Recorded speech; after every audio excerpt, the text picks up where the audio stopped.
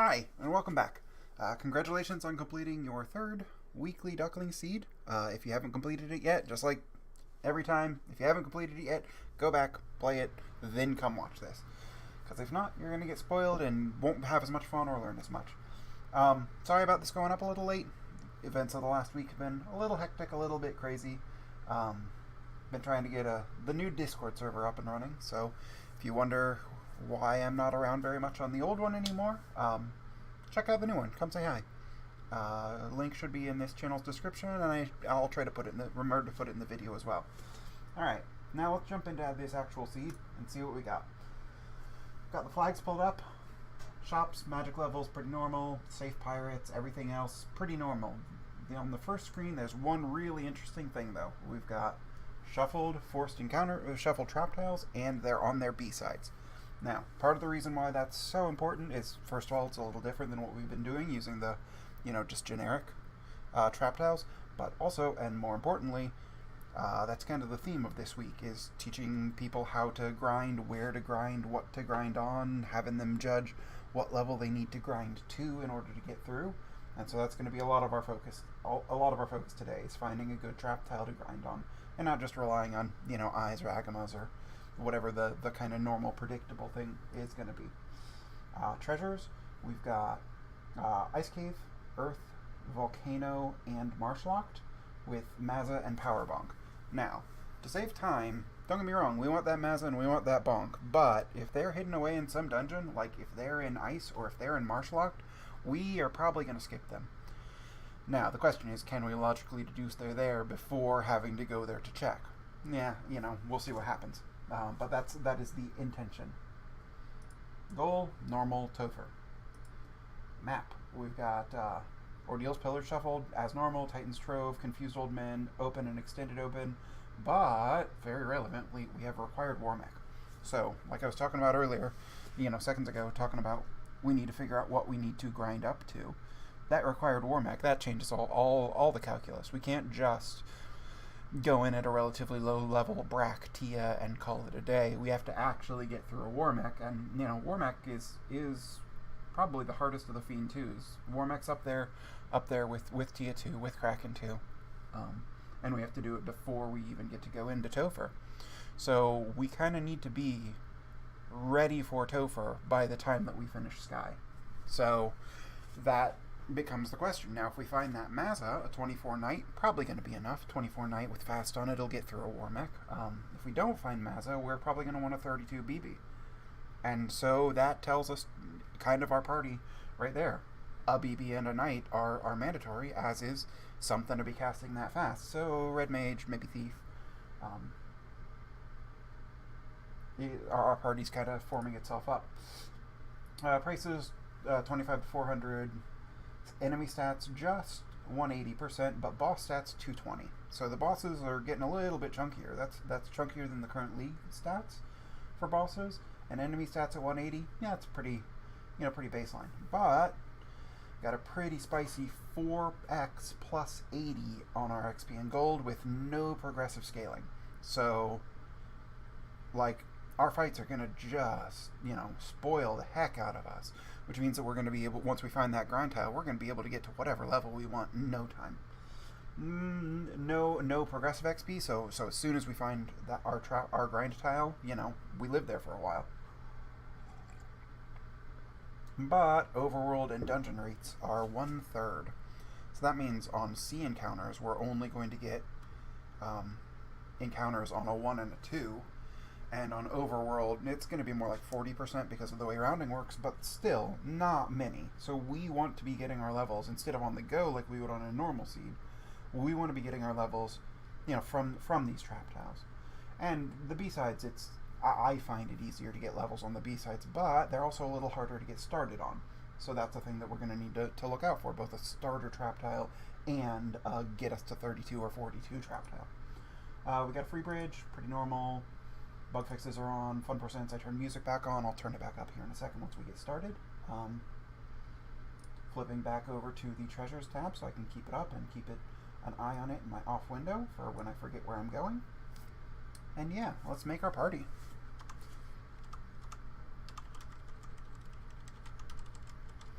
as I said, we've got Maz incentivized. A 24 fighter will get that extra swing, and we'll have really high strength, and we'll be able to just bash through most things. If that 24 fighter is not enough, we can get that fighter up to 35 for yet another swing and a whole crate load more strength to help get through even better. We want a black belt if we hit either just a really sick grind, or if we need it. With a black belt, we don't need much gear. They get the job done at 32, and I think we're going to be able to get to 32 pretty easily. Red mage, best mage. I mean, you guys have heard me say it for 3 weeks now. I want a red mage in basically every party that I ever take, unless shops aren't shuffled. At vanilla levels, red mages, like the challenge seed this week, red mages are not very good, but in these settings, they're just going to be great. So then the third one is, like, what do we want that we're going to get to a decently high level, and we might need the help getting to that decently high level, but we're going to get it to a decently high level relatively quickly. But we also need the help in having it get us there. So for a white mage, the reason to take a white mage is to, like, make it so that we can stay down in that grind area longer, maybe pick people up if they die mid-grind, maybe be able to exit out of our grind instead of having to walk out. Those are all decent reasons to take a white mage. Red mage, just, more nukes, more fast, more tempers. Having two mages throw out nukes could get us through, a large number grind very, very, very quickly. Now, black mage, there's not much reason that I would take a black mage that I wouldn't just take a red mage instead here. Ninja Thief loses a lot of its sexiness here since we have greatly diminished distance that we have to take. Like, we're going to be checking trap tiles, don't get me wrong, and some of those we're going to want to run from. So maybe the Thief is still worth taking there, and again, it's another fast temper nuke, 50% chance for each of the three of those once we get the tail, which should happen relatively quickly. In before 2 hours in, I don't have a tail. So there's definitely that argument there.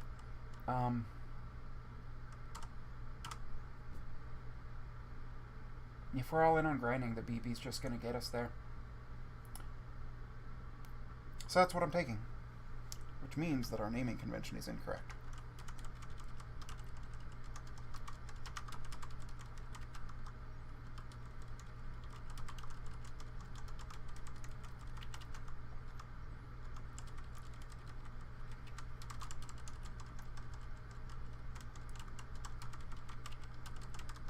Alright, so we got Punch and Judy, a red mage and fighter.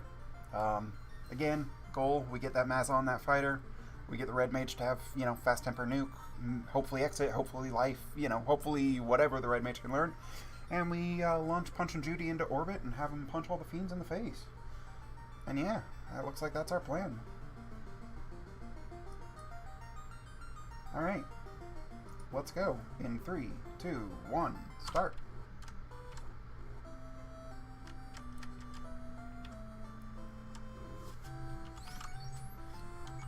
Cure 3 was learnable, Exit was post-class change learnable, so that's nice.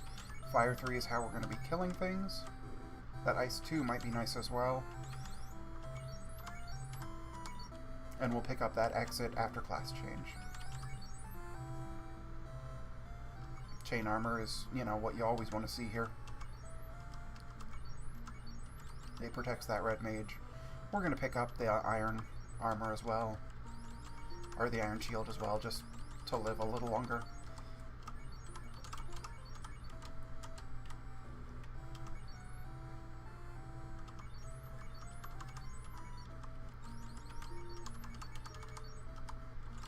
I moved the red up because of that chain armor protecting him a lot better, but honestly in the early game he's the only party member that really matters much. So we're going to make sure to protect him by putting him back in the third where he started. Yes, I'm being wishy-washy.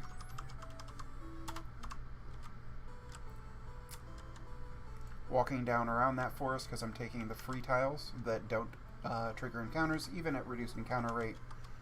It's worth the discipline of walking correctly. There's a lot of hit points on that Grimp. Almost makes me wish that I bought a second weapon for red. Also, that was a pretty early encounter given the .33. That's a pretty early second encounter as well. So that means that since we've already hit these two encounters, even at such a low encounter rate, we're definitely not power cycling. We're hitting reset. Yeah. We might suffer longer on okay. Or not. We might suffer longer on Garland because we wasted that Fire 3, but I thought that because of their evasion we were going to keep on missing.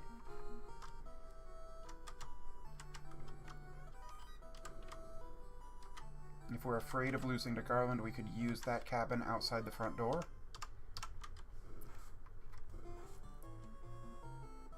Or just to pick Judy up.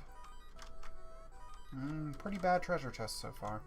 So we're not going to use the cabin just because there's really nothing that we're saving.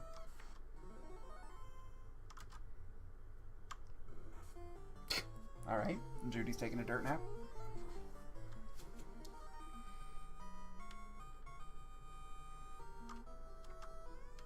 I might leave Judy down for a couple minutes. With Crown, I'm going to Astos first. Yeah. Actually, am I going to Astos first? Yeah, we have Fire 3. We're going to go to Astos first, and since we're going to Astos first, we want Judy to be getting that XP. Were there any save items? Ugh, just houses?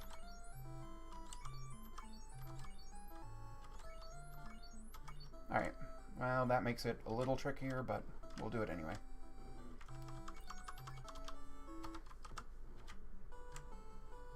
And I power cycled even though I didn't mean to, so we know we're going to have 2 garbage encounters right here along the way. And we know what the first one's going to be even.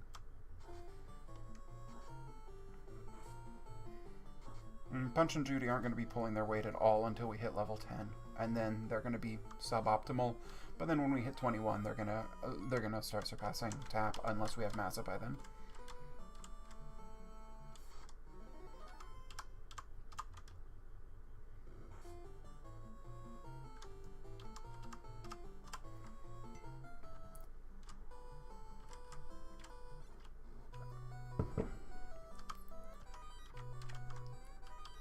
Vorpal. I mean, it's a weapon.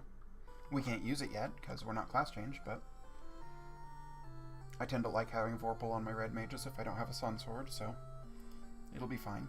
Also, at decently high level, that Vorpal, you know, is going to be not terrible on our fighter if we don't find the Massa.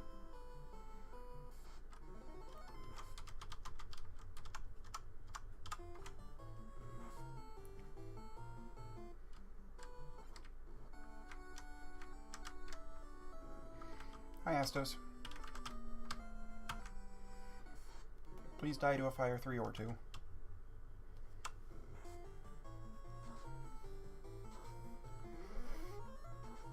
Alright, that was nice and easy.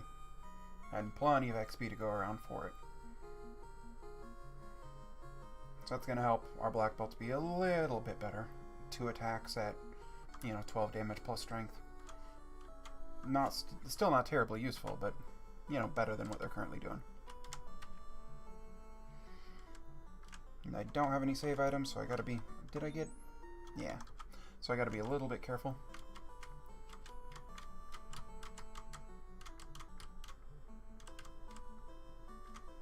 But with that reduced encounter rate and already burning through those first 3 garbage encounters, that's a bit friendlier.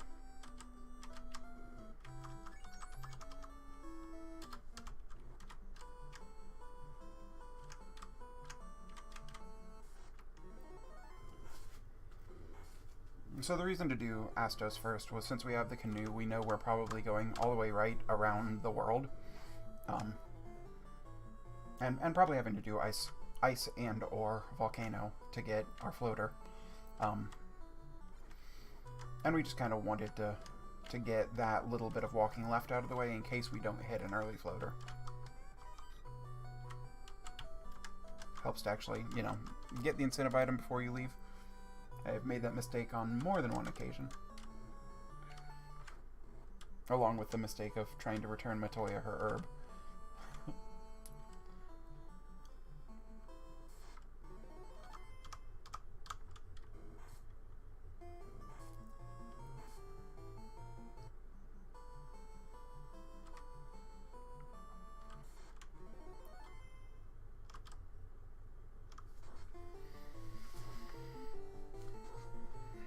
Killing this guy just kind of to waste the fire charge, get a little bit of XP out of it. There are strong arguments for never taking that fight.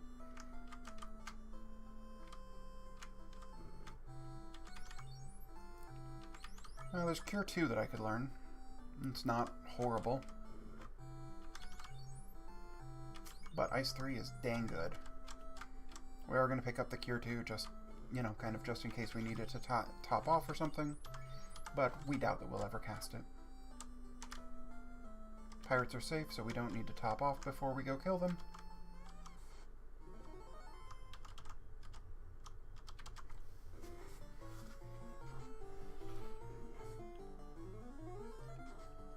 Since we know we're grinding, it's not indefensible to have basically run a 3-person party here and just, you know, chosen to kill off one of your guys so that you can... We'll talk about that in a second. So that we can, you know, get those levels quicker, but then, you know, be down a party member. There's valid arguments for that. I don't tend to like dance strats, but, you know, they're strong when they're strong. So we have Mazza already, so that means that we can't be skipping... Ooh, steel and pro rings and silver. Wow, we want money, and we want to come back here. Ah, we should buy that. We're going to buy those silver.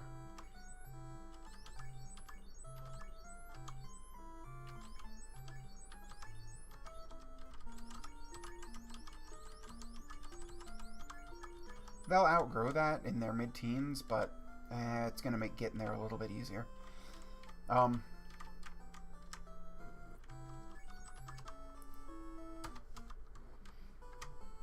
So that Mazza is going to make single target grinding, like single tile grinding, be really efficient. Or, you know, unrunnable guys killing. Which kind of makes me want to check Volcano early. You know, see what those tiles are early. Another part of me wants to walk all the way down to Elfland, get those chests, get the key. See if we have warp, because if we have warp, then that makes Ice Cave free. I might have run away from this encounter, but with that Mazza, we can do that. So, just getting that Mazza really, you know, to steal a phrase, it's a game changer. It makes it so the whole way we're looking at things from here out changes. Oh, there's the tail. We need money for it. And cheap tents as well is very nice.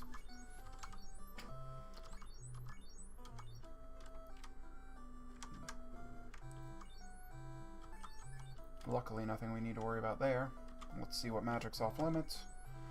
Life 2 and Fade both in there. And Warp. Alright, so we're not getting Warp. Which also takes that off of the go to Elfland to get Warp table.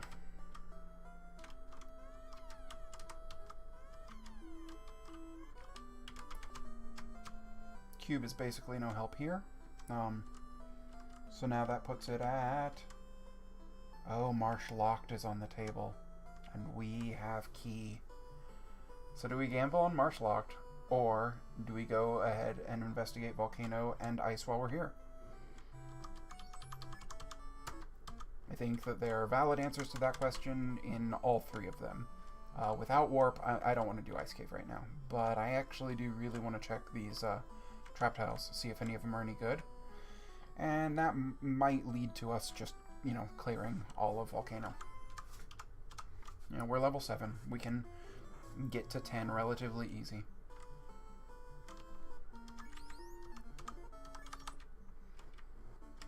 And if we find a decent grind, get to, 15, 20, go kill Carrie, and pick up the red D chest. Oh my. Well, this is about the highest XP encounter in the game. The question is, can we survive it? And it looks like we can.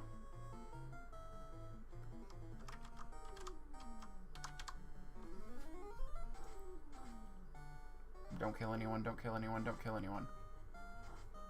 Don't kill anyone? Yes! Alright, so we're like level, what, like 12, 14 now? Oh, just 11? I'm alright with just 11 after one fight. Alright, we did not bring enough heals to make this a real go. We should have. That was just an error.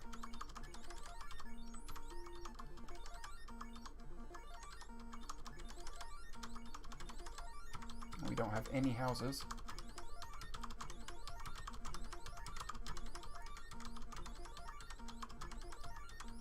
Well, we found our ground tile. I mean, for the whole game.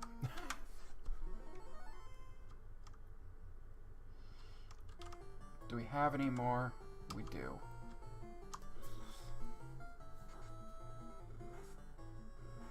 Looks like Punch died, but that's alright. We'll get the XP on everyone else, and that will still be, gravy.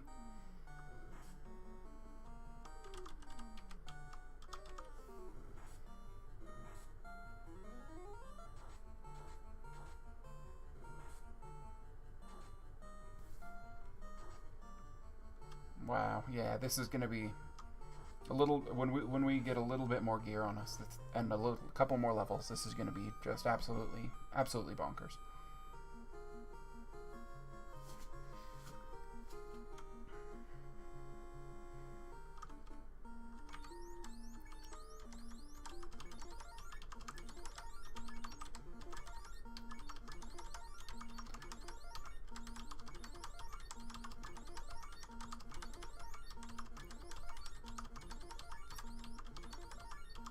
Alright, only in the interest of getting some gear and moving along, we're going to check Armory, and then we're going to go restock.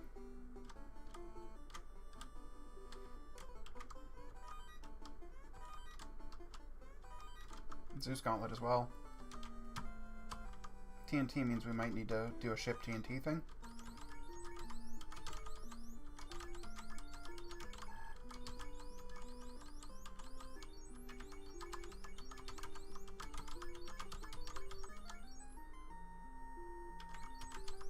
Yeah, his absorb is already 15.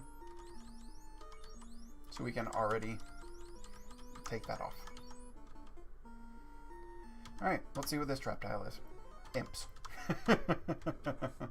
Not terribly terrifying.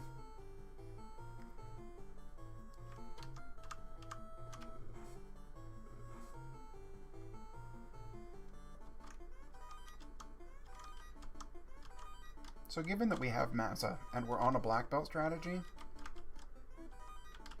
I think that we're going to grind those levels.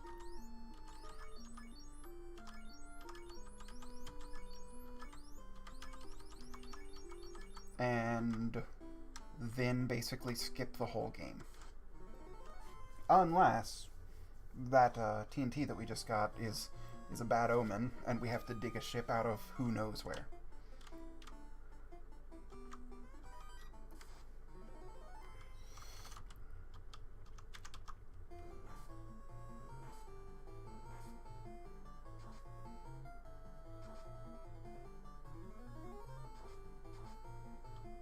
Alright, don't kill anyone.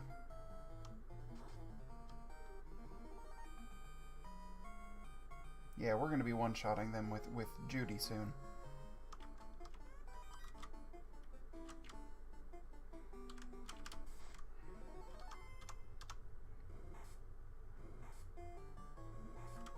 I think we have Pures, but we don't have heal potions. Yeah. So Tap might die before we get out the front door.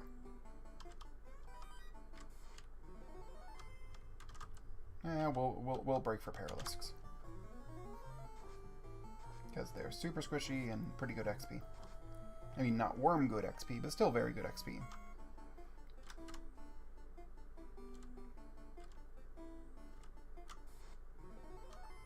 Same with Peds.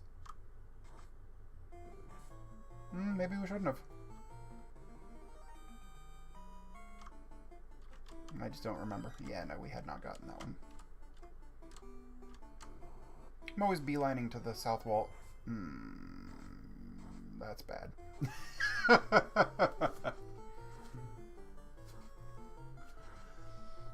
Well, all of our hard work might be for naught.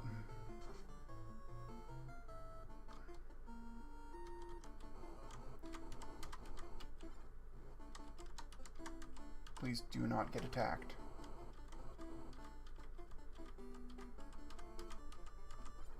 Alright. We made it out alive.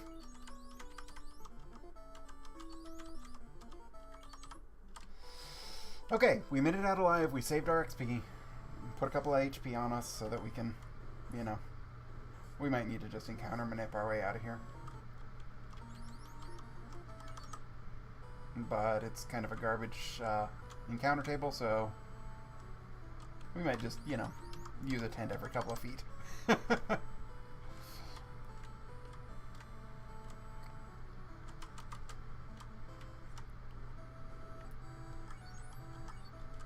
There was steel armor in here, wasn't there? And like pro rings or something?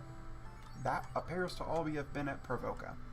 So if we go to Provoca, we can kind of tank ourselves up a fair bit for being able to take those worm encounters faster. So there's a question of, is that faster than just, you know, rediving it a couple of times? I'm not sure. We have houses. Well, we need to buy that tail. We actually don't need to buy that tail. That might have been a waste. And you don't have heal potions.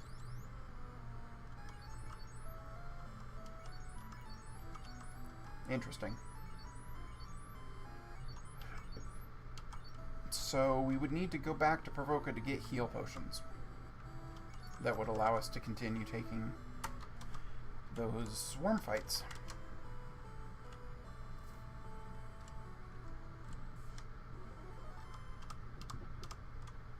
We need to rearrange Punch and Judy, since, you know, Judy is way higher level than Punch.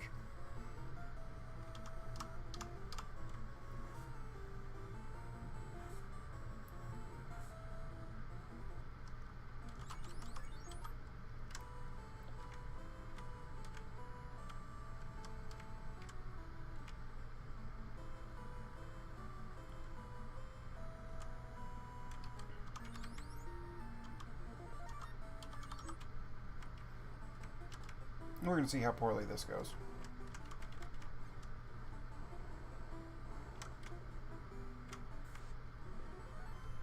Oh, good. We got an ambush. That's even better. Yeah, and Judy's one-shotting them.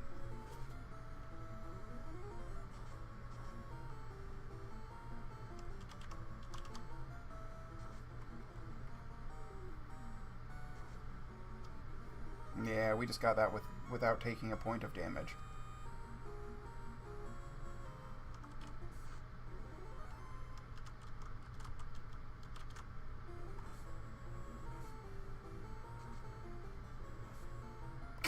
Alright. Punch is not seeming to want to get levels today. So we might be doing that 3-person that we were talking about earlier, whether we like it or not.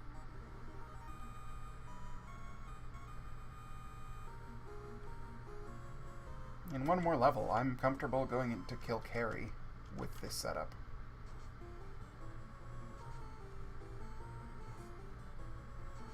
I mean, again, I'd rather have heal potions, but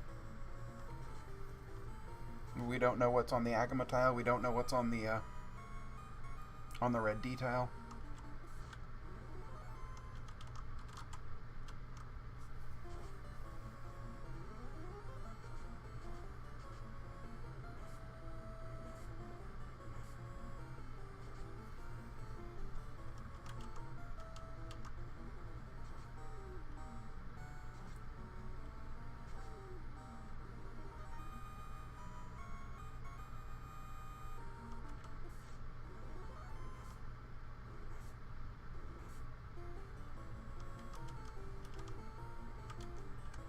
We have Cure 3 charges we should have been using.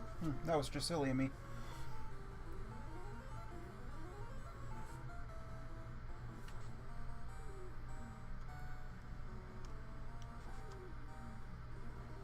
Yeah, that was just a complete oversight on my part.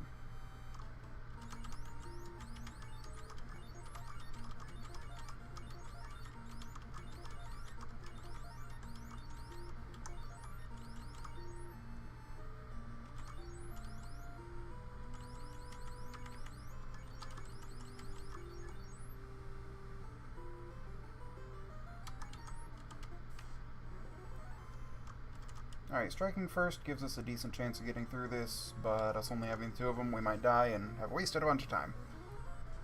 But that's okay.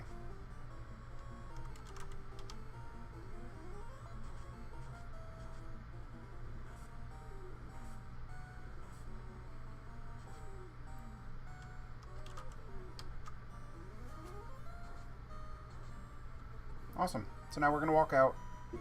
And then the question is, do we want to walk to Elfland, or do we want to walk to Pervoca, where we know that that steel armor is? I think that we're going to walk to Elfland in the interest of continuing moving forward. You know, seeing more things. Maybe we can pick up a nuke while we're there.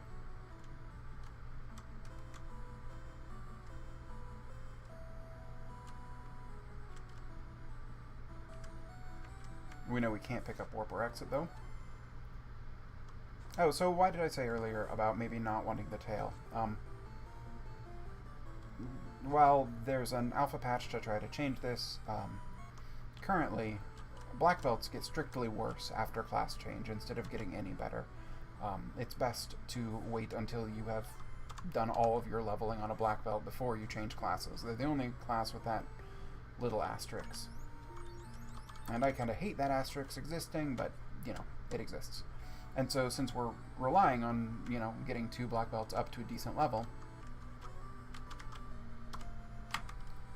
we might not want a class change. And it doesn't help our, it helps our knight a little, sure. Lets him learn some white magic, helps our red mage get, you know, that exit spell, for instance.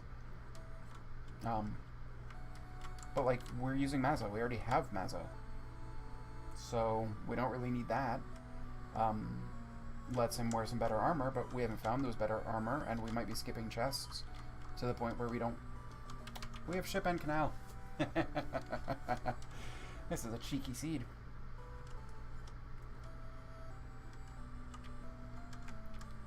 So that tells me that floater is somewhere else. That is not logically mandated. It just... You kind of learn the personality of the randomizer after a bit. Awesome. Okay, we have life on our red mage now. That makes a lot of things a lot more doable. Like, you know, that worm grind that we were doing that we were kind of dying a lot on. Holy. And now we have Cure 4. Well. And no black magic to speak of. Alright, everything just got way, way, way more friendly. We're in... I mean, we don't have our items yet, don't get me wrong, but, like, we know our whole plan from now on. It's buy the minimum armor that we need to get by. Go find where that, floater is, and again, my gut is telling me that it's not somewhere friendly.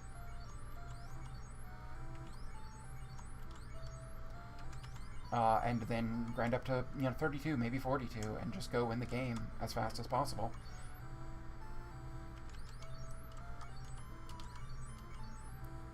Actually, we're gonna buy that. We're gonna buy that steel armor, so we don't actually need to do that. We are gonna buy this buckler for our red mage, because we're pretty on the we might not class change and we might not be opening barely any more chests boat at this point. Alright, speaking of boats, we found it. Where did we find that boat? I thought we found a boat. Didn't we find a boat? Did it go up to Pervoca? It shouldn't have. It should have gone here.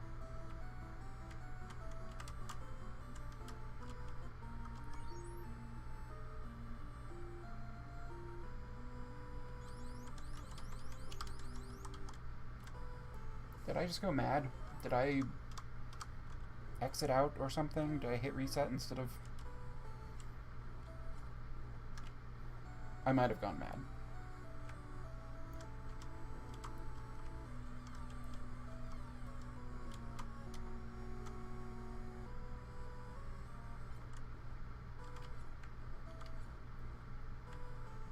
Okay, that's strange.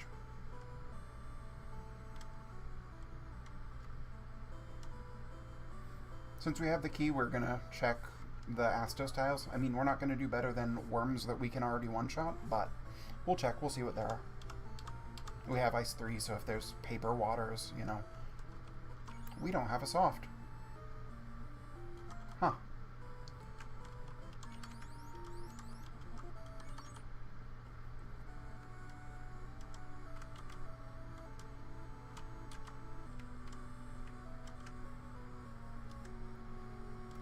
Maybe one of these will have a soft. That's a pure. That's a katana. Sorias. Wow, we're just getting spoiled.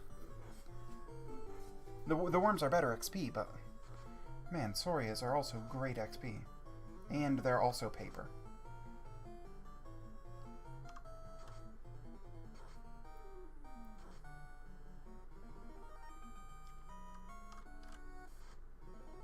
And that one's bad. You know, some of them have to be. Especially since we keep finding such good ones.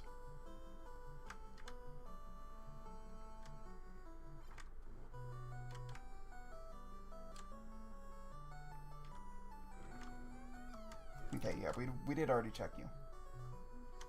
Yeah, when we came to kill Astos. Now I remember.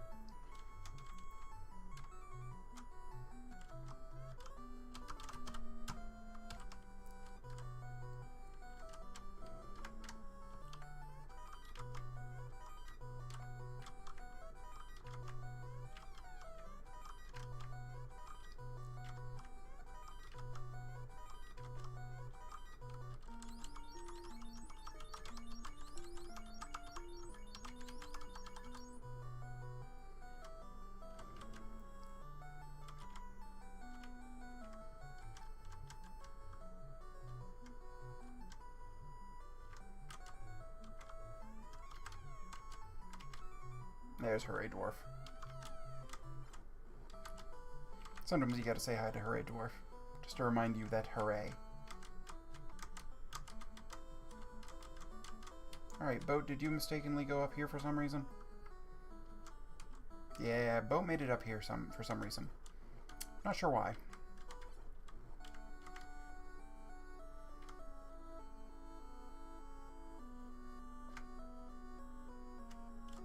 Typically, Boat shows up at the closest port to where you picked it up, which I don't think Canaria was.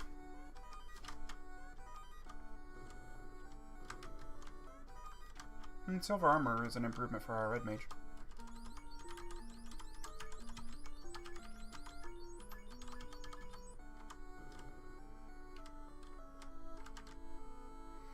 We need to buy some softs, clearly. I don't think there was any meaningful armor here. Oh, there was. There was gold bracelets.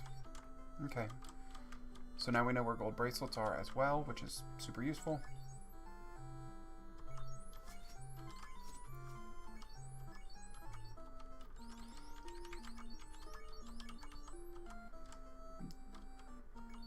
And they were 25k. We're gonna not buy one just yet.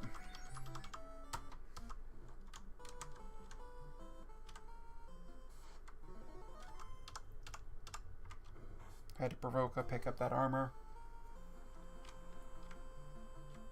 And then I'm feeling waterfall.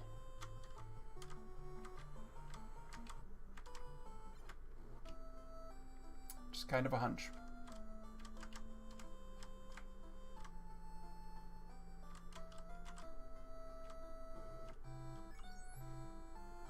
Yeah, we got money for both.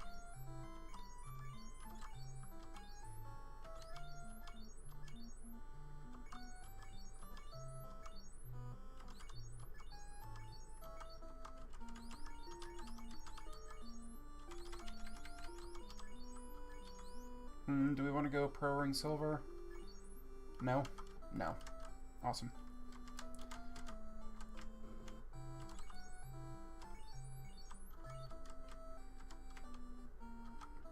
Yeah, so if we had bought that that gold bracelet, we wouldn't have the money to do all that.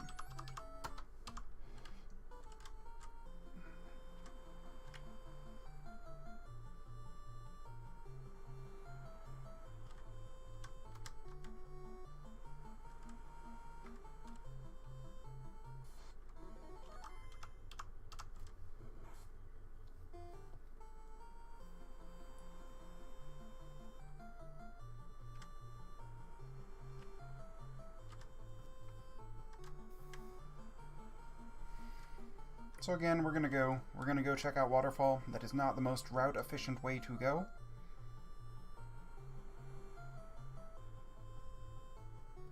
Checking, you know, well, basically all of the other ones, is more efficient. If this doesn't pay off with a floater, we're gonna go to Rodless Earth next. The reason that I'm doing these is just kind of a hunch. To be honest.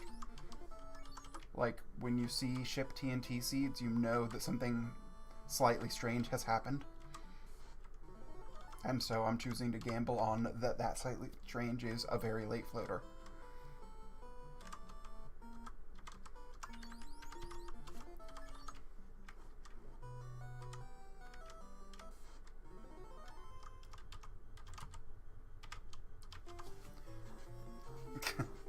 Q Fire 3, they cast A Fire.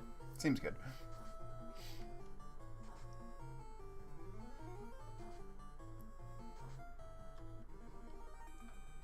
Mudgulls tend to be pretty decent XP for not much trouble. I mean, again, nothing is worm XP, but...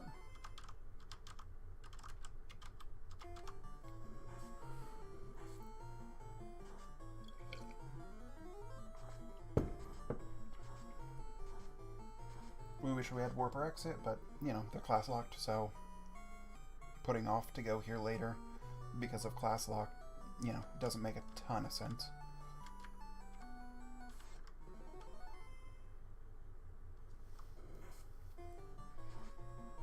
And we're kind of wanting to get Punch up to 21.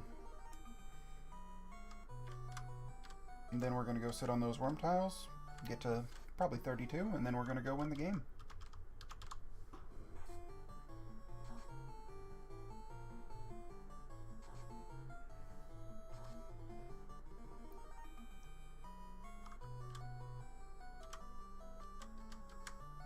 Might go to 42 just for a little bit of safety. Since it's such a good tile, it won't take terribly much longer.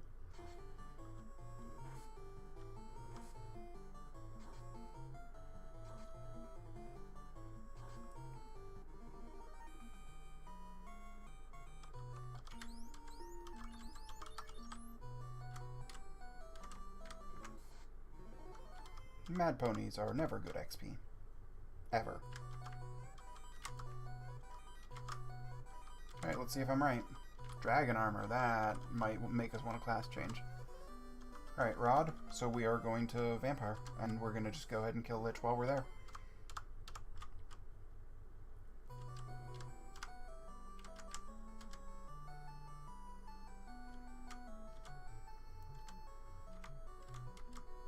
Since that wasn't floater, I'm not going to say that we, you know, are probably coming in at around an hour, but even as such, might be an hour 10, which is, you know, pretty decent for me.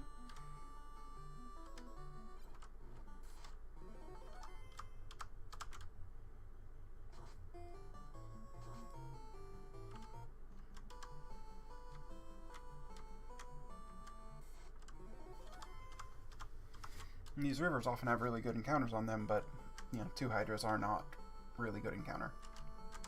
They're fine, but, you know, we're already pretty decent level. Single Kaizo. We're killing it incorrectly. It would have been faster to try to run away.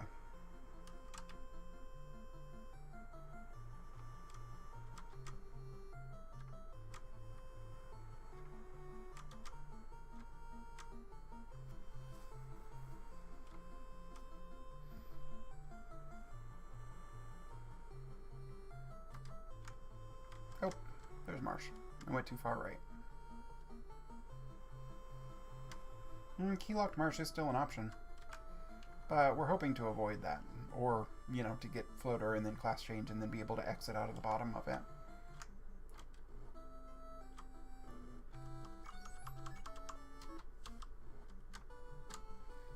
Walking along the port like that, because the ports are steps that don't increment the step counter. So, just a way to avoid some encounters like that. Again, we're not really caring about our gear because we've got the best weapon in the game. We've got two people who don't care about gear at all, and we've already found our purchasable equipment that'll get us through the end game. It's not the best equipment in the world, but, you know, and we have that dragon armor if we want a class change.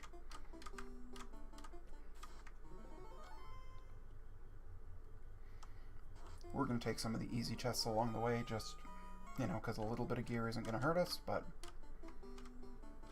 if at this point you decided to skip all chests, that would be entirely reasonable. Wow, and Opal Shield. So yeah, if we class change, our fighter has, you know, a ribbon short of just everything he'd ever want.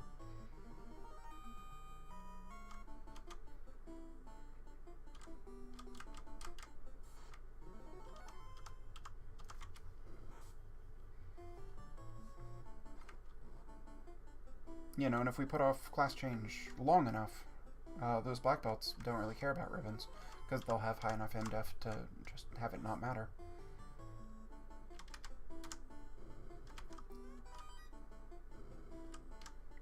We're going to take the earth room down here, because we haven't checked the earth grind tile yet. We didn't check Hollow Giants either, but again, we have that 4-worm just sitting there in a dungeon that we want to go back to anyway.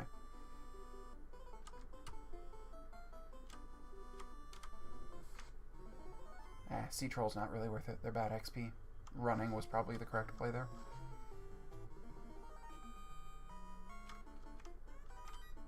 And it was for an iron hat. Alright, give me Floater.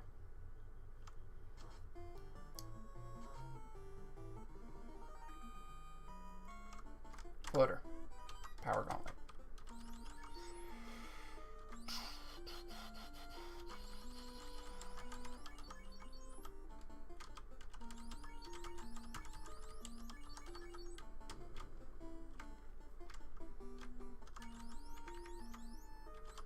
Alright, so our gamble did the opposite of paying off.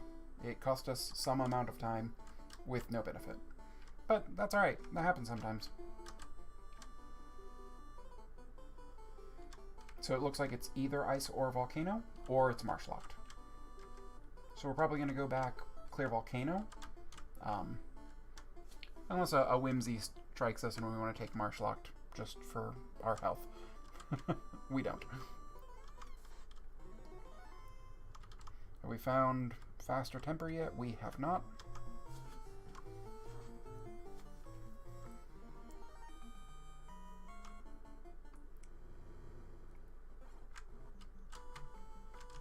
Alright, so that's that dungeon down.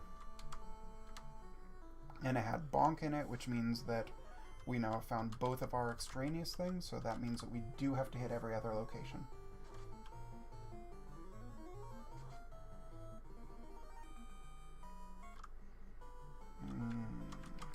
I hope it's not in the bottom of Marsh, because I kind of really want to skip Marsh Bottom. And by skip, I mean have exit for Marsh Bottom.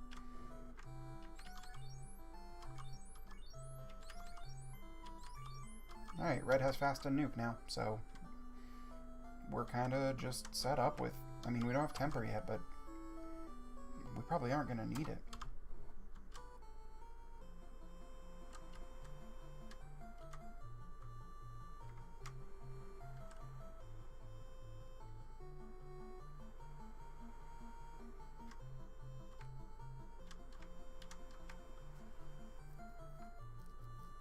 I suppose it is technically possible that Floater is sitting there in Sarda and it's ruby locked, and us skipping all these chests is going to bite us in the butt. That is perfectly theoretically possible.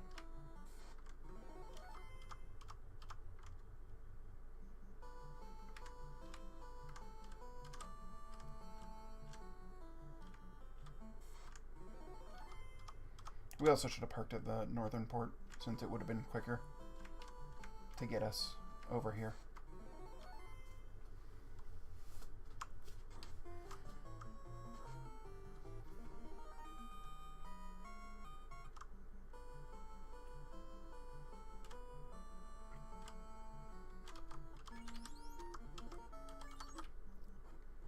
Alright, we're going to take a couple levels. And then we're going to go get Red D Chest and kill Carrie.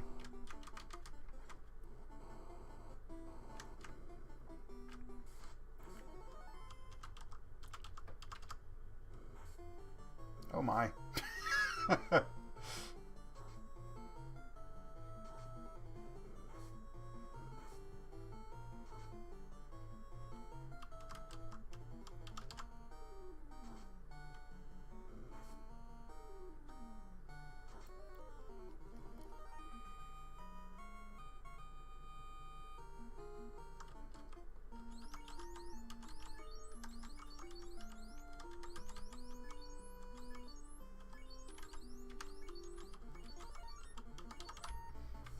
And again.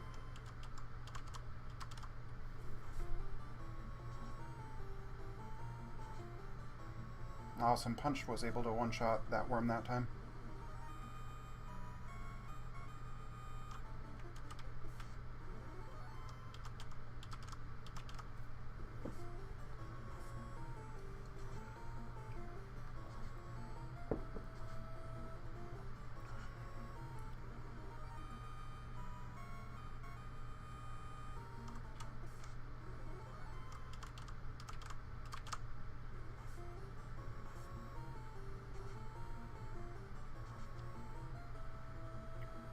So I don't have a list of worm facts ready, but we're going to be doing this again probably till punch is 32.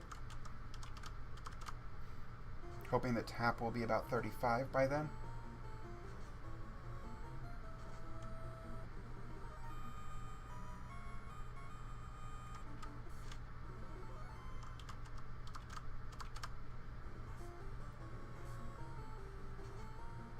We're going to have to do some healing up after this fight, looks like.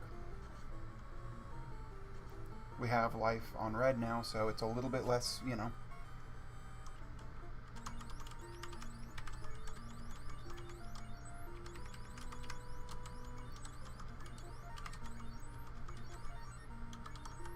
A little bit less terrifying, but if red dies, then we have to walk all the way back out, and that's just going to be a whole hassle.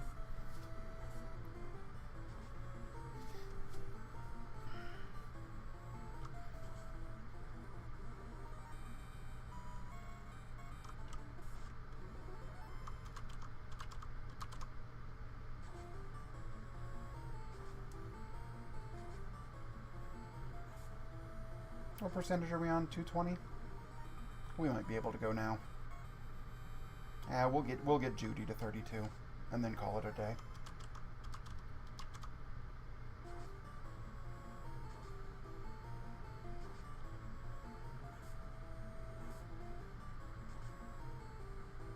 And that'll get punched to 32 by the time that we get to Warmech.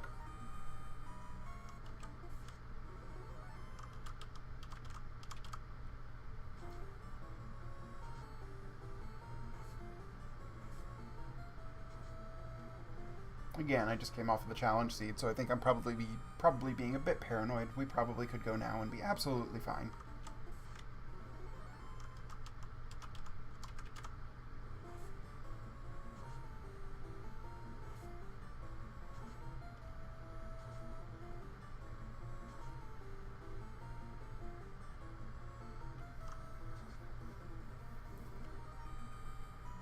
And that should be good. Oh, one more.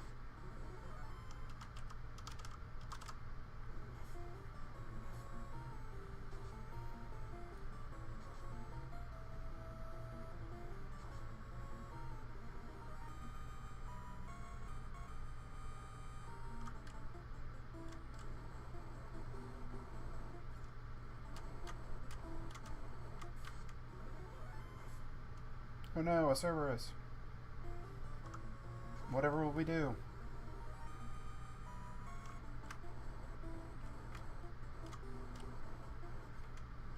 We're walking on lava tiles because it doesn't increment the step counter. Each step does a damage to us, but that damage, healing that damage, will take less time than the time of even running from an encounter would.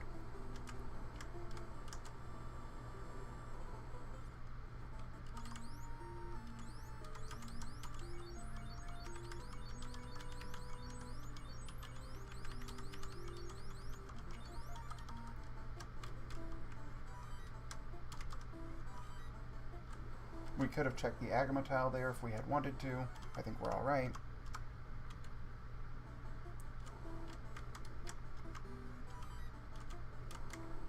In all of these rooms, I'm hugging the bottom wall because the bottom wall doesn't increment the step counter. I'm not going to bother picking up the top right chest there. Here we're going to dip in, see what the Agama... We need you.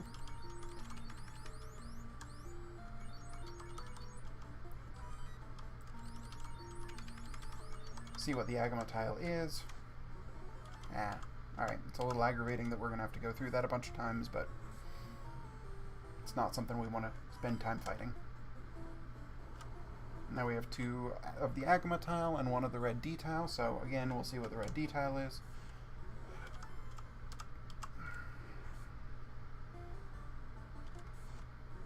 Oh, Frosties are sometimes a good grind.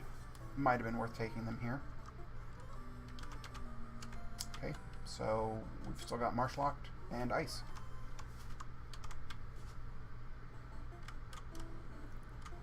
As options. Or again, that ruby.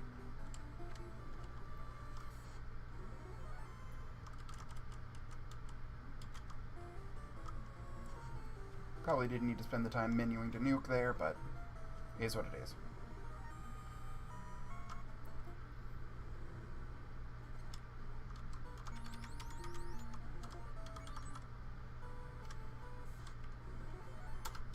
No thank you. Alright, so now we go to Ice, see what that gets us. And then it's just Marsh Lock that's left if Ice does not pay off.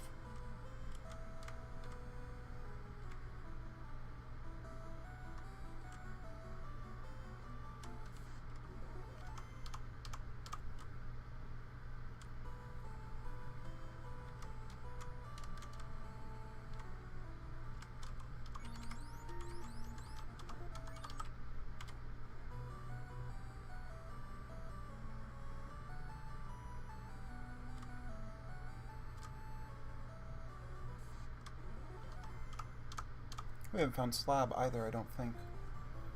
So it looks like Slab is the other thing that we need to be finding.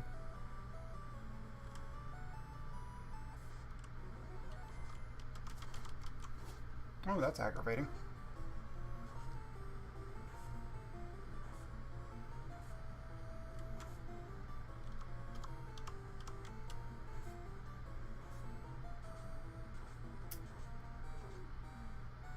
And here's where we wish that we had a white mage so we could be casting that heal 3 that we found instead of using heal potions to deal with it. Oh wow. This is an unfriendly little dungeon. I mean, Ice often is unfriendly, but this is impressively unfriendly. Okay. We've had enough of this.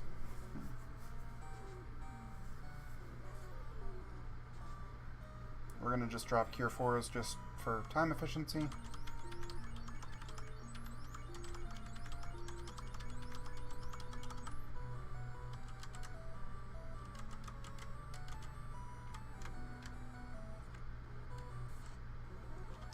Not a very good trap tile, so we're not interested in it.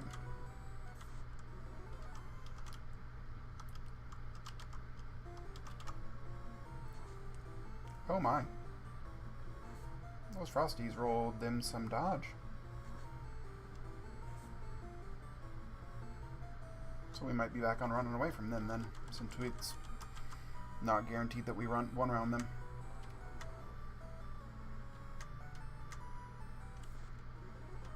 I'm skipping those chests because, again, like, I don't really care.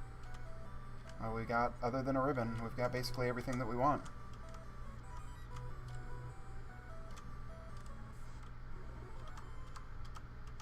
I'm going to pick up the ones that are literally on the way, but other than that...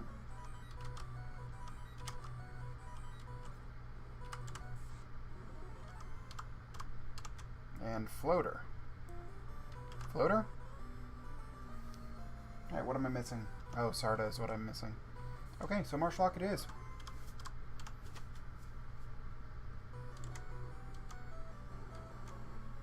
Or it's a ridiculous ruby seed and lull. Maybe I should have checked those rooms just in case. Alright, you are not a ruby, you were a single gold piece. So that I don't have to redive here. But we're gonna just hope that it's not a ruby seed.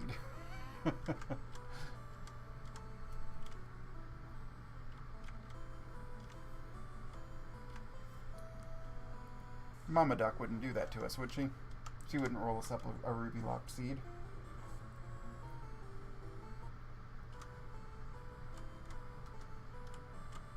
Where do we park the boat? Do we park it over here? Or do we park it at the southern gate? I think we parked it south. Yeah.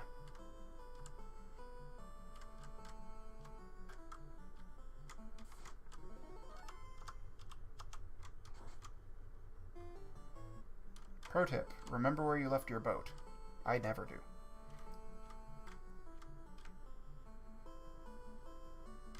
It might be faster to walk to Marsh than to sail around.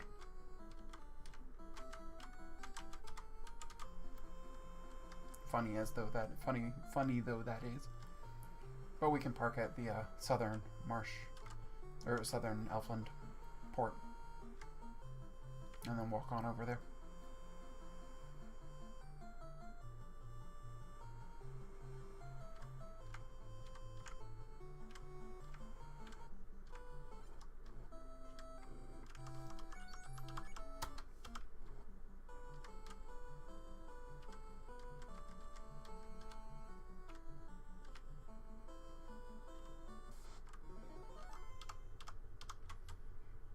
So if this is slab, we enter panic mode, because then basically everywhere in the game is an option for a hidden ruby that we need for progression.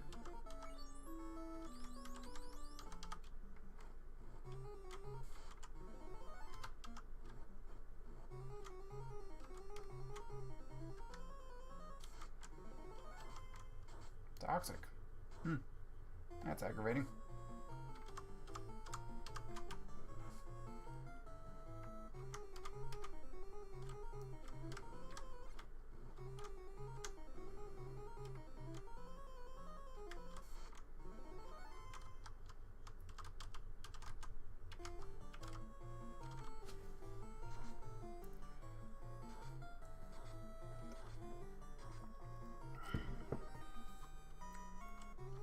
The thing that I miss from playing the game with the sound, with the music disabled, is just how good some of this music is. Man, like this Marsh Cave music is just so darn good.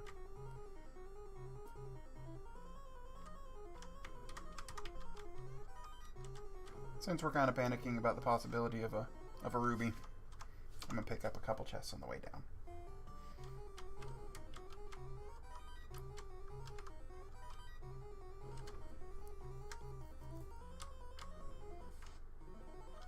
Anklo. That's not good XP.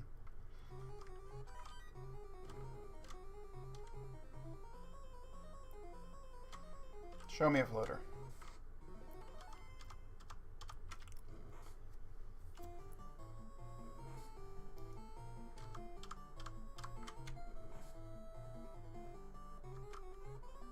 Oh my. Oh my. Okay. So now what? Well, now we go to full clearing everything until we find a ruby. Because in these flags we cannot beat the game without floater, because we need to get that oxyl. And that oxyl is hidden behind.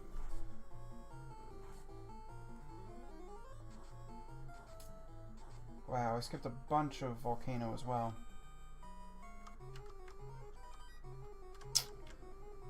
I skipped a bunch of everything. I even skipped some of ice. I should avoid that trap tile. We'll check the last one over here as well. We skipped basically all of Earth, so we need to full clear like everything. Alternately, we could go and pound out ordeals on the, like, hope that it's there.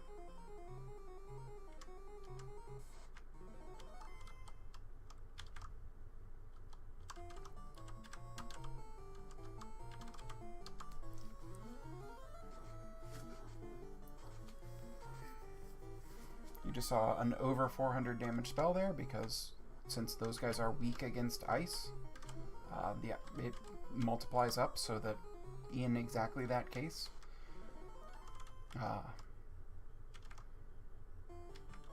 that spell was able to do more than the 400 damage that Nuke could have done. Only ever happens with Ice 3. It's the only one that has the high enough chance to actually get you there, because its base power is high enough, but against monsters weak against Ice, it is stronger than Nuke.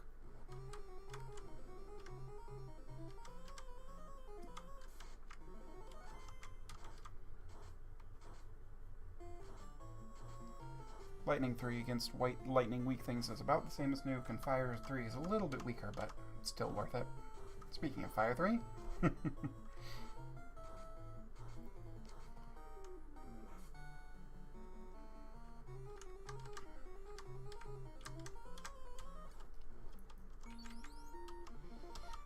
So, what do we want to do?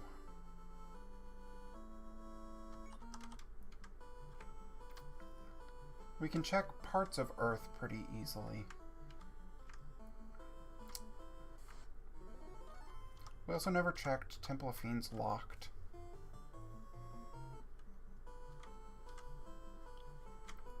Not really the places you want to be, you know, checking on a boat. Kind of kicking myself for not being paranoid enough to full clear ice. Because if we have to redive ice, that's going to be quite a bit of time.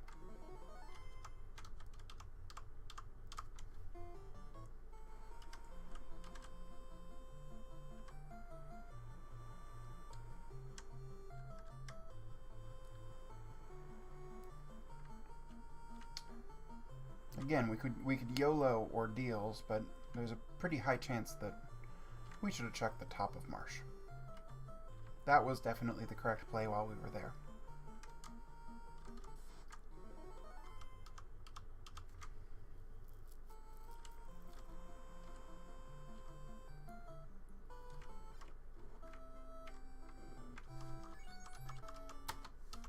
Alright, I think that we're going to save outside of Earth, check the top floor of Earth, reset out, then full clear Earth, and if that doesn't get us there, reset out.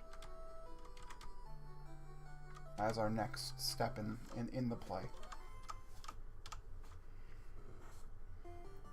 Alternately, we don't have Chime at all, do we? Well, it's nice to see, don't get me wrong. Yeah, we have Cube but not Chime, and we have Fairy but not Oxiel. That's Trixie. So the only northern continent, or northern hemisphere thing that we could be checking.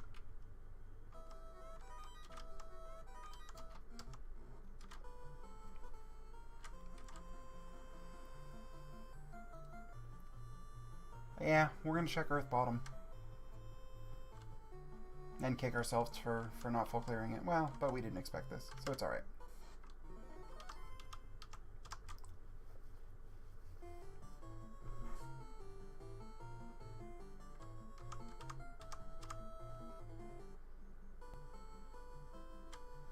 So, I thought we were tutorializing grinding and level caps and, you know, getting to target levels and things like that. Apparently, we're introducing you to what a Ruby Lock seed looks like. This is a Ruby Lock seed.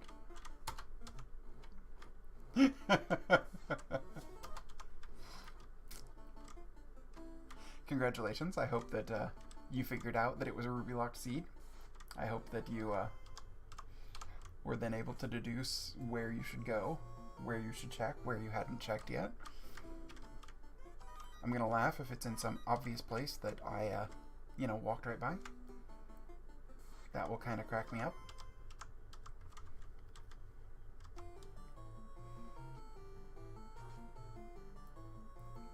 Not insane, I'm not just sitting on the ruby, right? Yeah.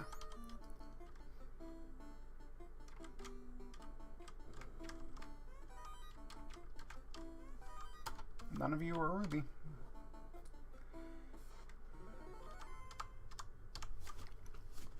If we'd ground a little higher, some of these guys would be running away from us more, which might, in the long run, save us a tiny bit more time.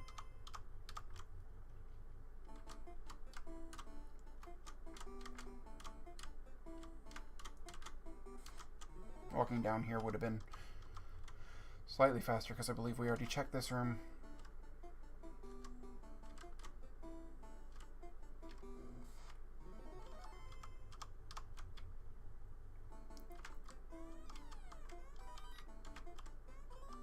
There's adamant, but not what we were looking for.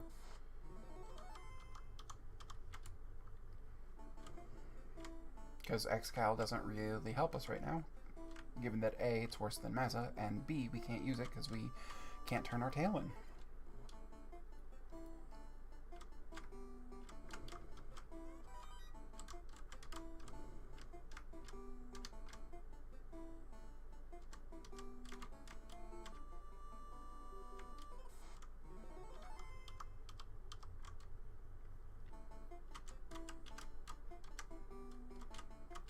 And we're all doing this without warp or exit because we chose to not bring a black or a white.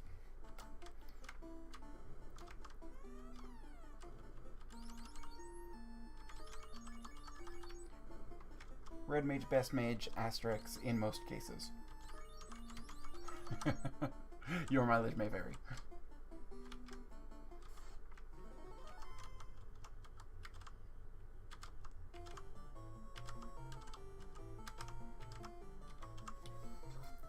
Wow, Thunder Specters. Didn't see those the first time down here.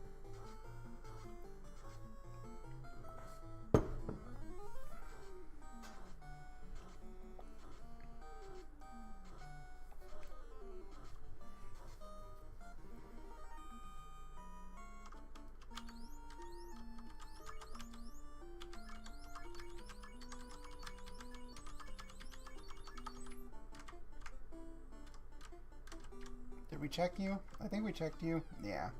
And we checked the earth one here. Yeah. So it really is just the B4 chests. Let's hope it's in one of them. I do not want to have to redive ice to check those 8 chests that we skipped. Or volcano to skip the chests that we skipped there. Alright. Come on, be here.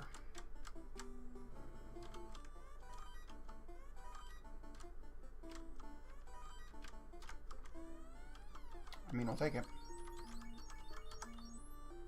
That was not the one that we should have deleted.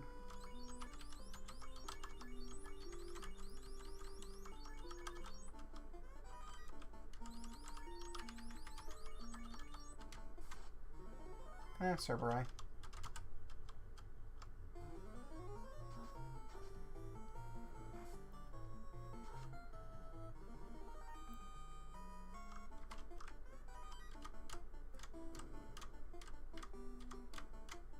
So now we're going to walk out because we want to keep that ribbon, but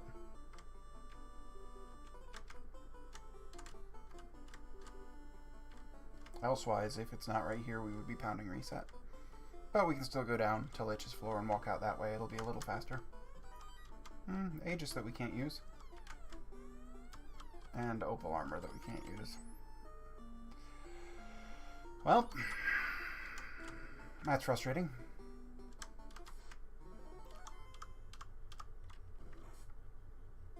We bounced on Marsh Top. We skipped Squiggle Left. We skipped a lot of the bottom of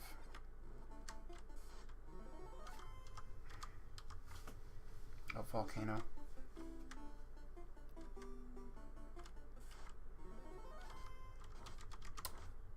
I think that I'm going to check Ordeals next.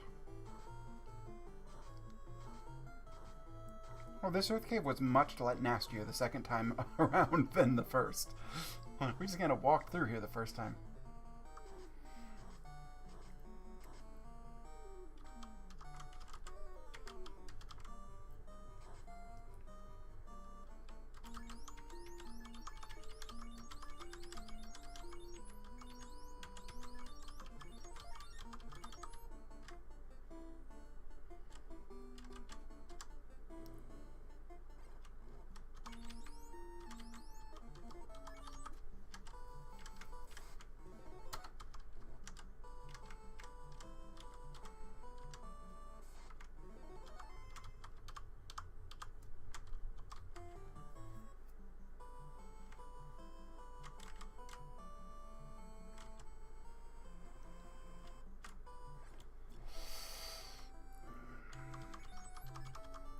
Yeah, we're gonna try our deals.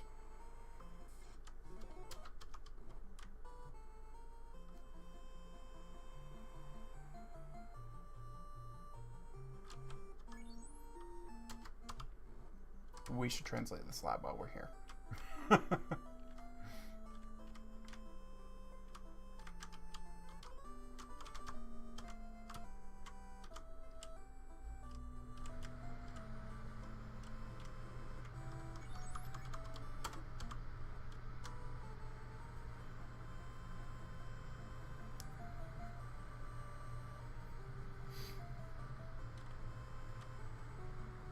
Unless we want to pound out Marsh Top real quick. We're going to pound out Marsh Top real quick.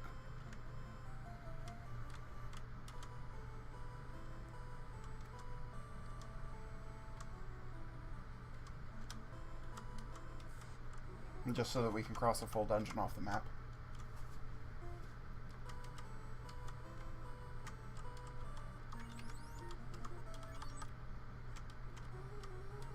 I shouldn't have saved here. I should have saved at my boat.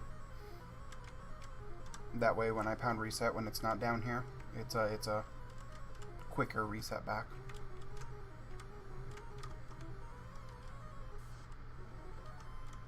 That was a terrible explanation. That way, when I hit reset to get out of here, I am closer to where I'm eventually going to be going.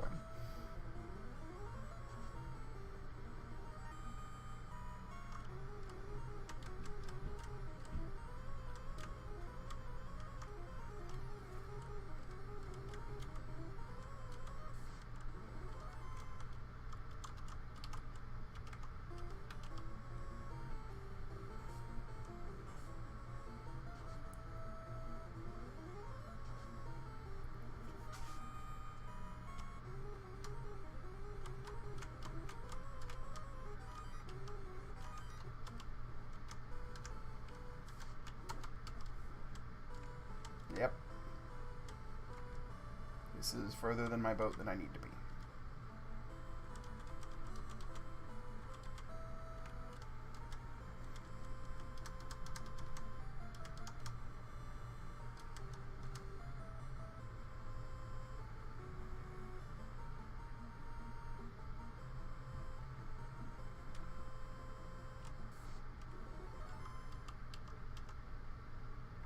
Now I'm starting to wonder what Mo named this, and if it was a hint.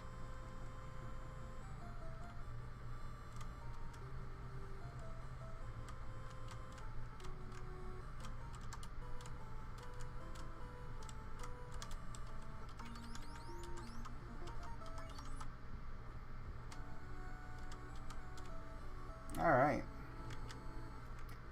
Likely unnecessary pillar maze go.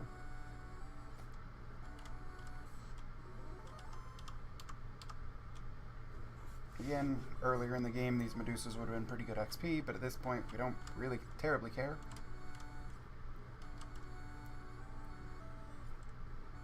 We took down. Now we'll try 1. There is a trap tile up there that you can sometimes check, and sometimes that's interesting. I'll show you where it is. Here. It is a unique trap tile, so it is a different monster than other trap tiles.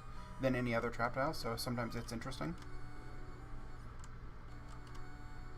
Okay, so it's not down 1. Maybe it's down 2.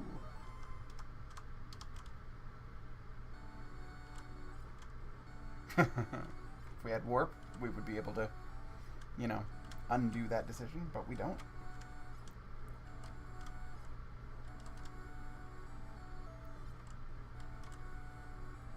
Down 3. Down 3 up. Down 3 up close. Nope, let's try down 3 up far.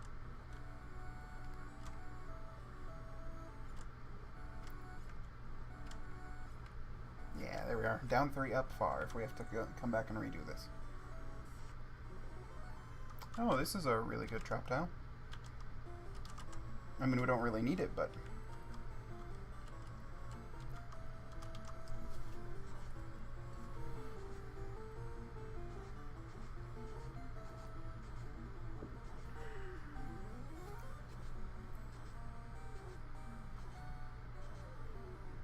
Fire 3 would have worked really well there as well, because vampires are weak against fire. And nuke is not fire, it's non-elemental.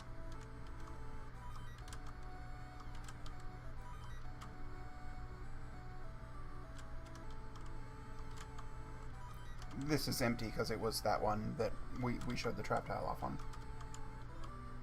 There she is. Alright.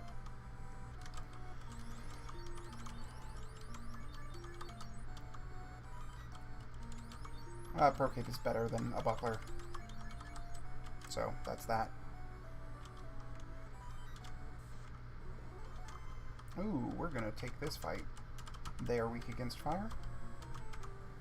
And they're a lot of XP. And even though we're doing pretty good, this is just a whole bunch of XP to leave on the table.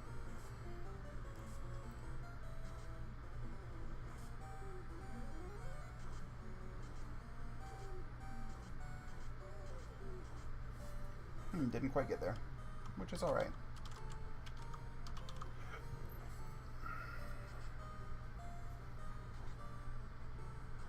Their absorb is stupid high, in case that wasn't obvious from the 5 hits, 5 damage from our Maza.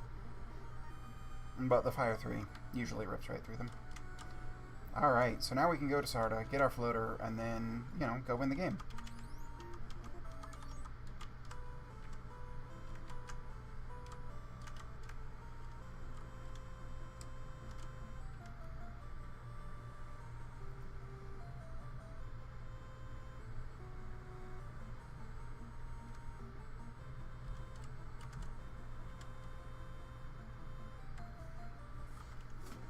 So this was definitely not what I was expecting this week's seed to be. But that's kind of part of the beauty of, you know, working on a team. Is that Mo goes into her mad genius mode, and I think we're teaching one lesson, and instead we're teaching 2 super important lessons. Ruby lock seeds like this, you know, ship TNT Ruby seeds like this, will throw a lot of players off, and so they give an opportunity to... If you figure out what's going on first and are able to start, you know, really making sense of it and really wagering correctly, you can beat a much better player than you by just having that knowledge, that realization, and adjusting your game plan accordingly.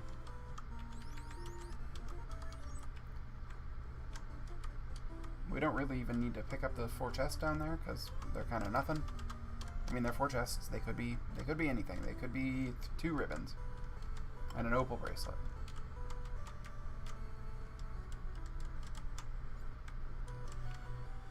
All right, Sarda. We would like 1 floater, please. Thank you, Sarda.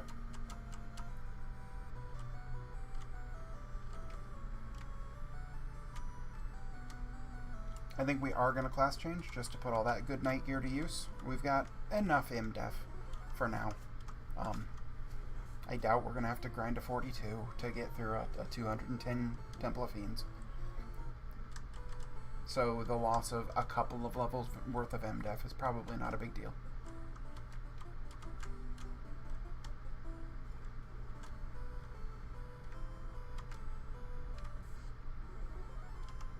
Got to strike first, so we get to get away from this instead of having to sit through a million attacks. It's always nice.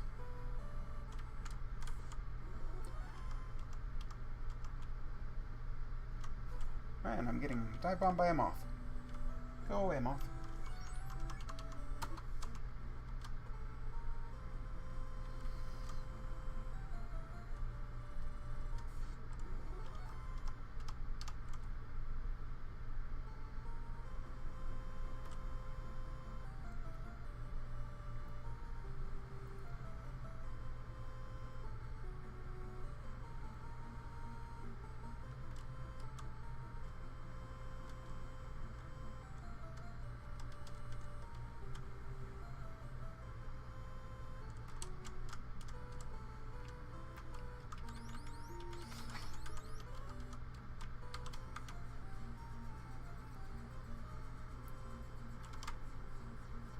Turn this in, get our Oxio.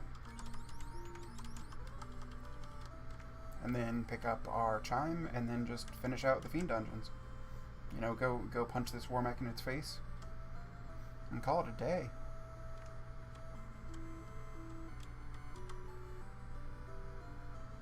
Please move, Dr. Rune's friend. Please.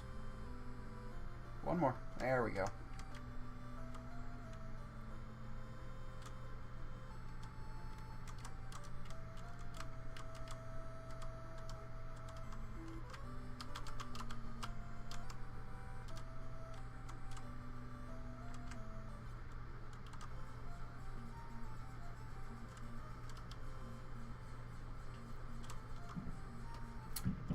I should probably be talking right now, but I really don't know what there is to say.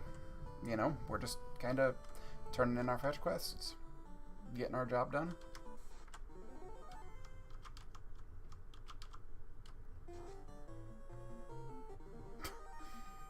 When the zombies run away from you.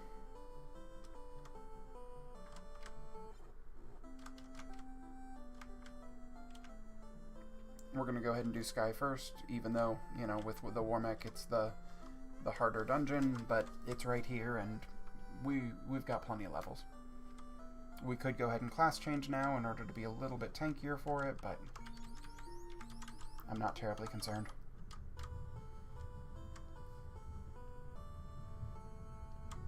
Which might be foolhardy of me. That might be me being impatient. You know, we might run into a 2200 hit point Warmech that has max absorb, max evade, and regret this decision.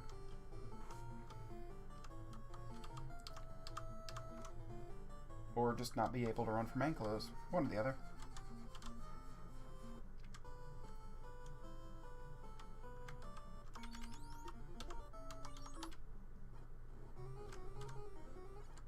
Again, skipping chests for the reasons we've gone over a million billion times.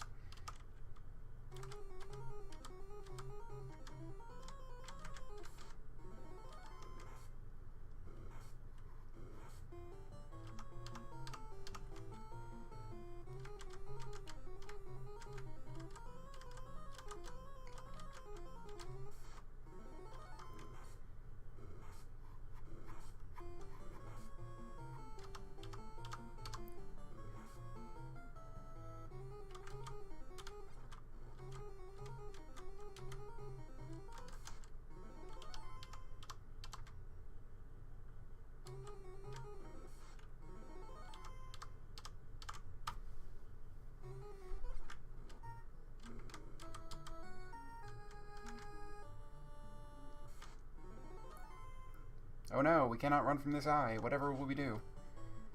Even at our current levels, you know, we would have taken that eye fight because they're just free fights that give a crap ton of XP.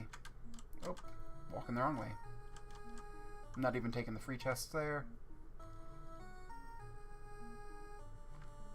This decreased encounter rate makes getting through Sky, you know, pretty friendly. And then we've got our Warmech fight sitting at the end of this bridge.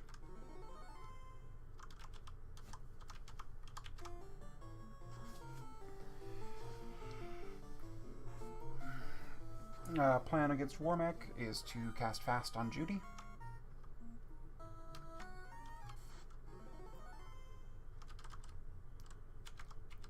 Which is also our plan against all of the Fiend 2s. Oh my, we've made a terrible misjudgment. Which is good.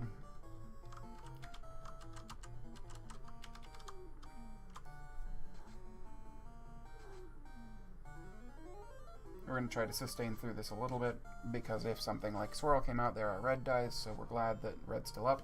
And then Warmech falls over. Oh, punch is only 29. I guess I didn't realize that. Oh well, we're fine.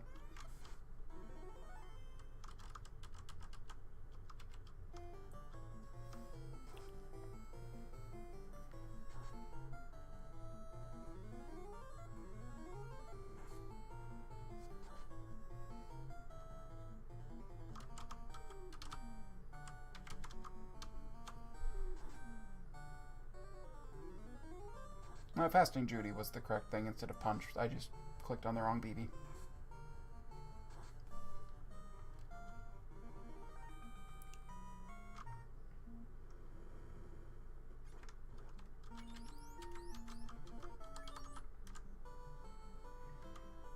We are going to class change as we fly over. Actually, are we? Yes, we are.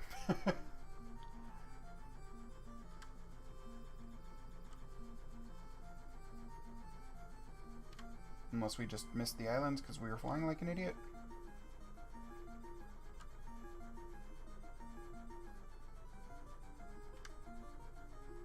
Where are we?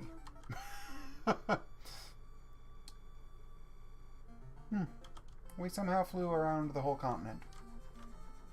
That is kind of impressive.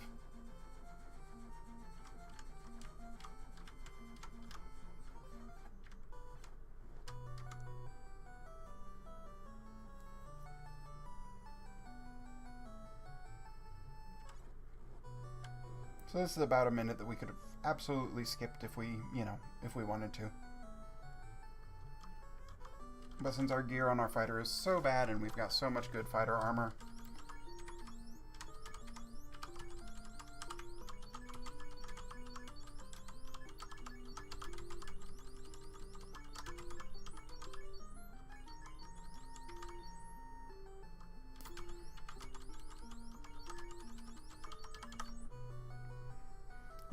we could go, learn exit and stuff now, but at this point it's kind of not worth it because we only have 2 dungeons left and both of those dungeons we're just walking to the end of.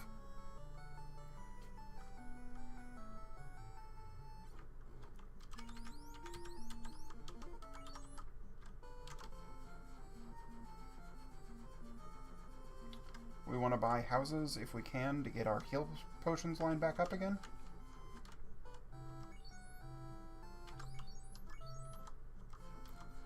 So then that lines that back up so we can just press up and be there.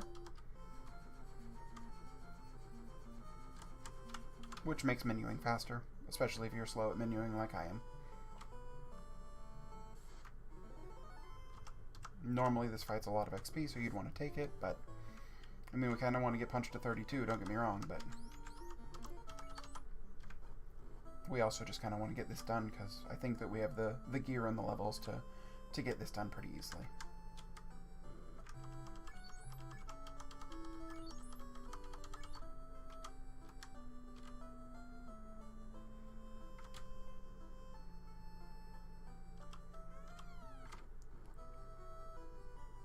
Swipe left for Kraken, swipe right for mermaids. We don't need mermaids, we got plenty of gear, so we're just going to go kill Kraken. Hope to not see too many our Sahag packs, because they're a giant time sink.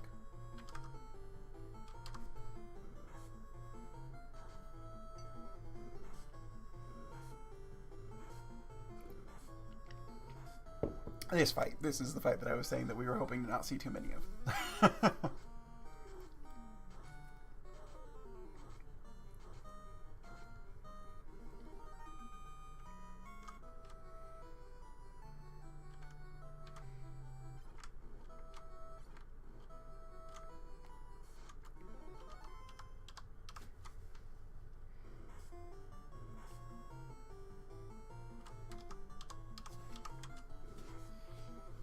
At these levels, it's kind of unlikely to have missed a full turn's worth of runs like that. Do we? Nope.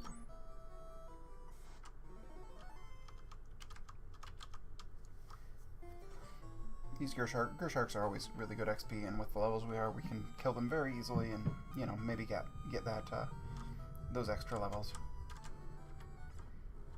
in a jiff.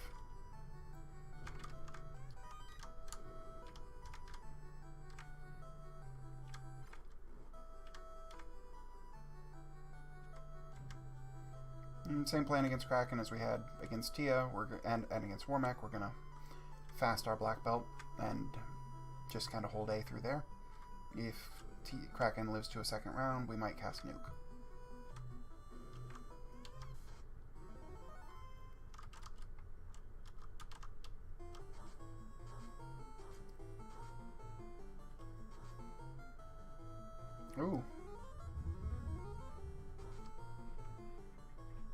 Kraken might live. Kraken lived. Amazing.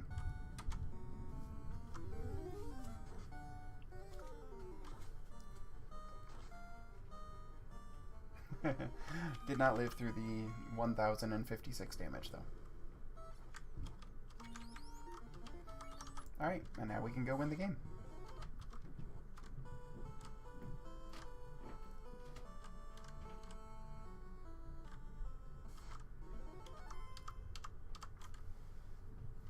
If we wanted to, we could go grind a little bit more, get up to 42, so that there was absolutely no chance that Topher would provide any problems whatsoever. It seems unnecessary at this point. If we were worried, we could even take a couple of fights while we're in Topher. We should stop at an inn. Get our spells back. Since we did use quite a few of them.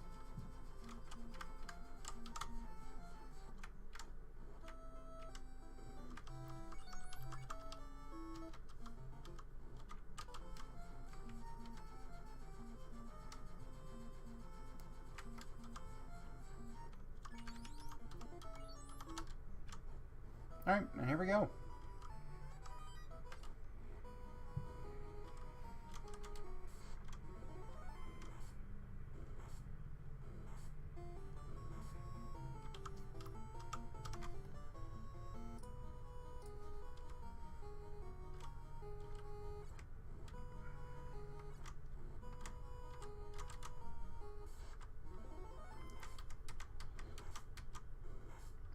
Getting ambushed a lot. It's a little sad.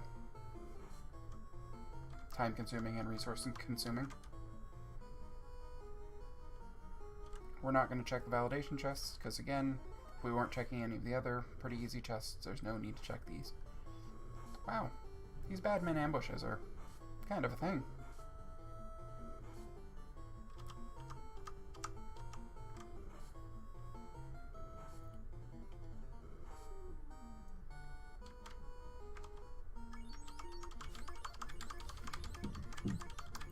Using our heal pots here instead of our spells because we want to conserve our spell charges as best we can to be able to use them, you know, during a fight.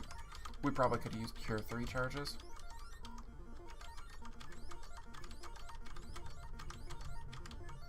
But our Cure 4 charges we kind of want to just use during a fight instead of burning through them. Just to save a little bit of time.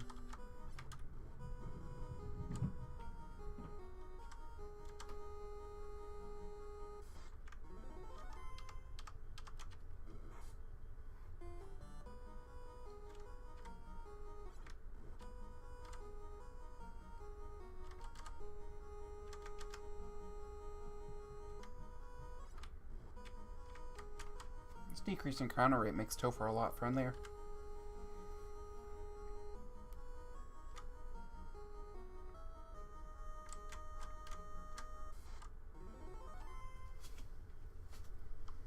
Just hold an A through Lich because of that.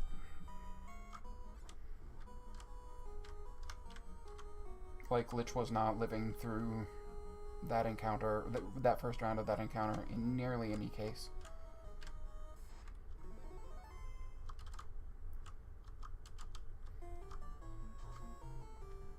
And so there was no point in just spending the time menuing down to the fast.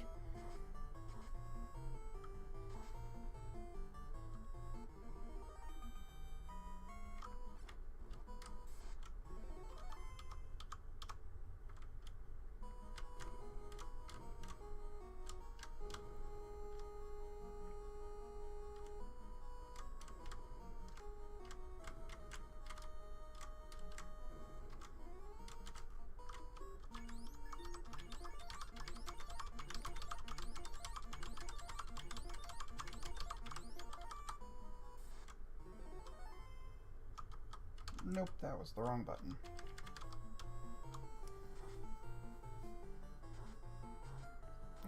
When you're this high level, nuclear from Lich is from Kraken is kind of a friendlier option, because it means that she's not one-shotting one of your guys.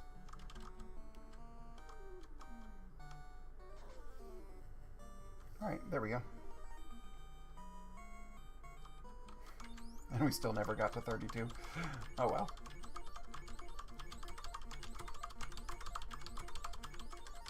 Maybe we should have taken, you know, an extra 2 minutes to have gotten Punch up to 32, but...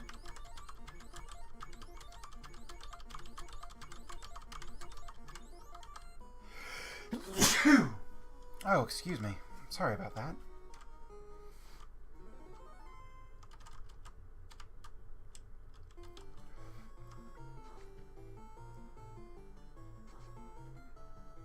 Ooh. This fight might actually take a second.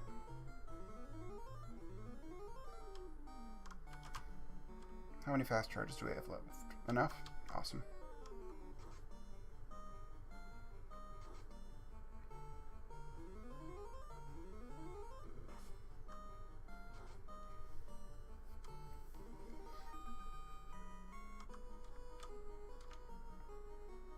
We're going to switch around Punch and Judy just to keep Judy a little bit more protected.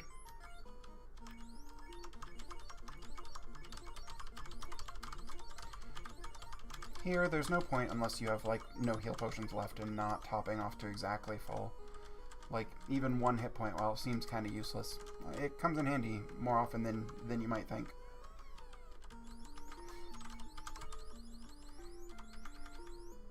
I could swear we picked up a defense.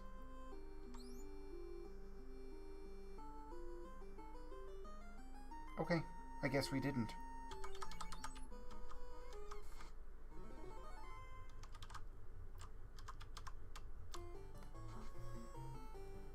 Okay, that's decent absorb, but it's not super high absorb or super high evade. So that's really good news. It means that we probably can just power through this without having to bonk.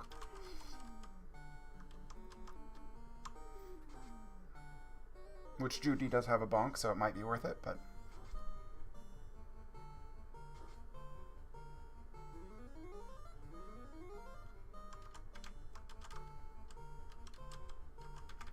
we might do 1 bonk just in case.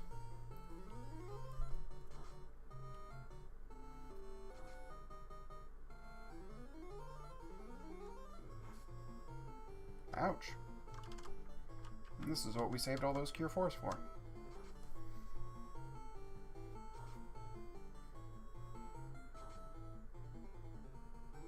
Yeah, what a difference a single bonking makes, right? When you're attacking 16 times, adding 16 damage to each of them ends up being quite a bit of damage. And then doubling that from any crits.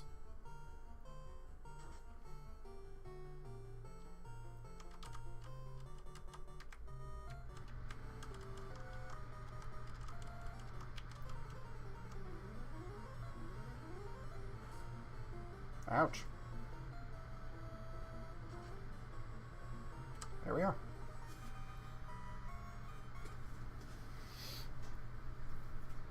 So looking back on it, it was a really interesting seed. The first thing it tested obviously was finding a grind tile, but that ended up not being much of a test as we found those pretty squishy worms right in the beginning. They were a little scary since they were able to kill our guys and we had to pop out and pop back in to get levels from them. But then that kind of trivialized much of the fighting aspect of the game for the rest of the game. But then the super secret actual hidden boss was that this was a ship TNT ruby seed. And you saw that relatively early on I picked up that it was a ship TNT seed. And, you know, I made those kind of risky gambles going far north and such on the thought that on ship TNT seeds things tend to get placed wonkily. I didn't go ahead and make the final leap of no, they got placed so wonkily that it's a ruby seed, and I don't know when the right moment to make that leap is, but I wasn't going to make it until I'd checked all of the incentive locations that I could reach. Your mileage may vary. Somebody else might have made a gamble, or you know, one of you might have just made a mistake and thought Ordeals tends to have stuff in it, and not realized it wasn't incentivized, and that might have paid off. So yeah, so that's a ship TNT ruby seed. They're pretty fun. You go in thinking that you know where everything's going to be, but then partway through the game, lol, JK, you actually need to find these 3 objects that are hidden in boxes and are loose. It's part of what I love about this game is that, you know, even when you design a flag set and you think you know what you're getting, the game just laughs at you and says, no, I'm going to give you something different. And Mo and her mad genius. I don't know if she scoured for a ship TNT Ruby Seed and then just didn't tell me and Shadow Walker so that the Yell Ducklings can observe that misery in, you know, in the live action. But either way, it's brilliant. And when she found this seed, I'm glad that she kept it. Yeah, like I said at the beginning of this, we have a new Discord. Gonna be a real welcoming place. Gonna have just lots of good stuff set up. A lot of this new player work. I'm focusing more on that place than on the old Discord. So come join us. Come say hi. I don't know why you would be watching this if you didn't play the Duckling Seed, but, you know, if you didn't, check out these Duckling Seeds. They're awesome. Tell your friends. I'm going to have some more content up to help get brand new players up to speed, but that's taking a little bit of time. And yeah, have a good night, everybody. And thanks for hanging out. Thanks for watching this. Ask any questions you want in the Discord and just come say hi. All right, good night.